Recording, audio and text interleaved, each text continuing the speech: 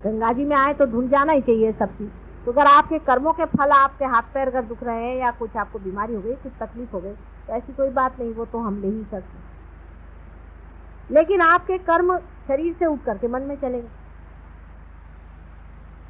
अब मन में के कर्म कैसे निकलेंगे? वो तो यहाँ से भाग खड़े होंगे माता जी की वजह से, चाहे शरीर ठीक हो, लेकिन अब मन के अंदर वो कर्म बैठे हुए हैं। आप पार भी हो गए तो भी अभी ये गंदगी निकलेगी कैसे? इसलिए यही कर्म जब आप करते रहेंगे तो अकर्म में ये सब बह जाए। और जितना आप इस जन्म में कर डालेंगे उतना ही कर्म धीरे धीरे, जब कर्म करते जाइएगा इस तरह से निकलते जाइएगा, आपके अंदर की पूरी सफाई हो जाने के बाद अंदर में वही सम्यक भाव, जिसमें रुचि अरुचि आदि कुछ भी नहीं रहेगा। आप बैठे हैं, खाने को मिल गया खा लिया, नहीं मिला तो नहीं। कोई भी आप काम करें, आप एग्जीक्यूटिव हैं, आप कुछ भी दुनिया भर की चीज है, आप अपना उसी का काम कर रहे हैं जो परमात्मा का। आप खुद का कोई काम नहीं कर रहे, उसी का काम आपके हाथ से हो रहा है और आपको पता नहीं चला। जैसे सूर्य है वो अपनी रोशनी दे रहा है, चंद्रमा जो है वो सूर्य की रोशनी अपने अंदर लौटा रहा है, ये समुद्र है इसको ये चढ़ रहे हैं, उतर रहे हैं, अपने अंदर से बादल भेज रहे हैं, इनके सब कर्म हो रहे हैं। लेकिन कोई भी ये नहीं सोचता है कि हम कुछ कर रहे हैं।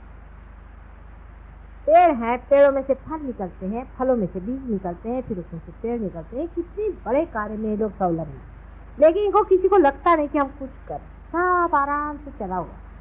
सिर्फ मनुष्य में ही प्रश्न हो गया है, वो लोग तो सब हारमोनी में है, हम लोगों में प्रश्न हो गया है, क्योंकि मनुष्य के अंदर परमात्मा ने ही खास कर अहंकार का वरदान दिया कि जिससे हम उसे जाने।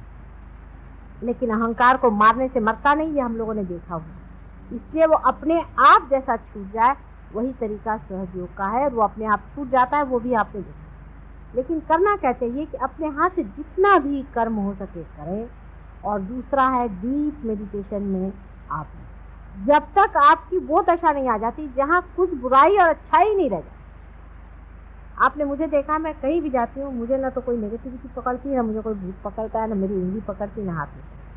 हर समय वैसा ही प्रवाह रहता है। अगर आप लोगों को अगर मेरे सर से कुछ गर्मी लगे, इसका मतलब है आप ही के अंदर कुछ न कोई दोष आ गया। ये इसका सामने आपके सामने उदाहरण, मैं भी आप जैसी ही हूँ ना, लेकिन आपके सामने उदाहरण। इसी तरह से जब आप भी हो जाएंगे कि जिसमें ना तो कोई शैतान रह जाएगा, ना कोई बुरा रह जाएगा, जो आपके सामने आएगा वो आपके प्यार में घुलना ही चाहिए, और नहीं घुले तो वो भाग जाए।